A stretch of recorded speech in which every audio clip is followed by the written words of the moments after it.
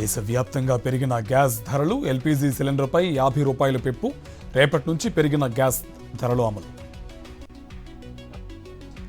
Petrol ధరల పెంపుపై కేంద్రం clarity. ప్రజలపై రేట్ల పెంపు భారం ఉండదన్న ప్రభుత్వం, ఎక్సైజ్ డ్యూటీ ఆయిల్ కంపెనీలే భరిస్తాయని ప్రకటన.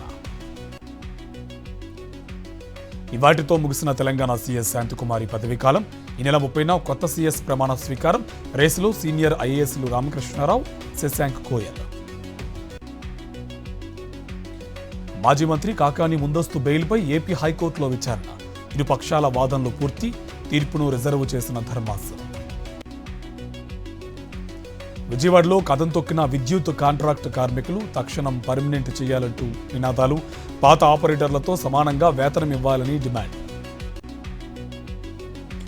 ఆరోగ్యశ్రీని నిర్వీర్యం చేస్తున్నారు. చంద్రబాబుపై మాజీ మంత్రి సీదిరి అప్పలరాజు ఫైర్.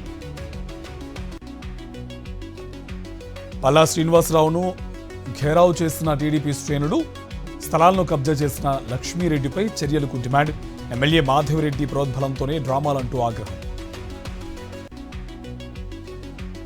ఏలూరు జిల్లా జంగారెడ్డిగూడెంలో రైతుల ధర్నా. చంద్రబాబు ఇచ్చిన హామీల్ని నెరవేర్చాలని డిమాండ్. పంటలకు గిట్టుబాటు ధర కల్పించాలంటూ నినాదాలు. అనంతపురం జిల్లా తాడిపత్రిలో ముస్లిం జేఏసీ ధర్నా.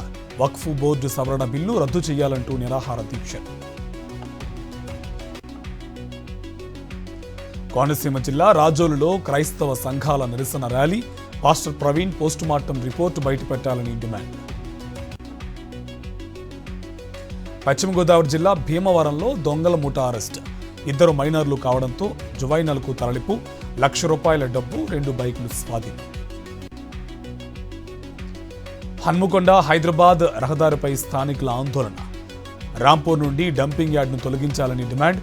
ప్రాణాలు పోతున్నా ప్రభుత్వం పట్టించుకోవడం లేదని ఆగ్రహం.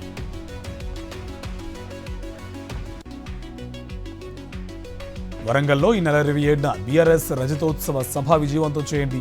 పార్టీ శ్రేణులకు దిశానిర్దేశం చేసిన మాజీ మంత్రి అరబెల్లి, కాంగ్రెస్ సర్కారుపై సమర శంఖం పూరించాలని పిలుపు.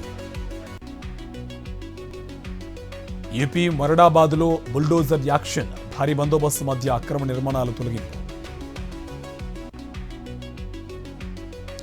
బీహార్లోని బెగుసరాయిలో రాహుల్ గాంధీ యాత్ర. ఉద్యోగాల కోసం ఎన్ఎస్యుఐ నిర్వహించిన ఆందోళనలో పాల్గొన్న రాహుల్. పోర్చుగల్లో పర్యటిస్తున్న భారత రాష్ట్రపతి. సైనిక వందనం స్వీకరించిన ద్రౌపది ముర్ము. పలు కార్యాలయాలు సందర్శన. ట్రంప్ టారిఫ్ ఎఫెక్ట్తో భారీ నష్టాల్లో ముగిసిన స్టాక్ మార్కెట్లు.